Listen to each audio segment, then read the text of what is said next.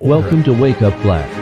Educate and enlighten. I'm European. I think for what we Europeans have been doing in the last 3,000 years around the world, we should be apologizing for the next 3,000 years before starting to give moral lessons to people. No. And also, I've got to say, I find a lot of this sports washing debate laced with rank hypocrisy. I mean, I read a column last week in which I went through all the problems that all the countries in the last 32 have. And I mean, for example, 8 of the countries in the last 32, that's a quarter of the countries in the World Cup finals, outlaw homosexuality. 1 in 4 countries. So if you're going to use that as the stick to beat Qatar with, you have to then beat the other 7 countries. You don't have a World Cup.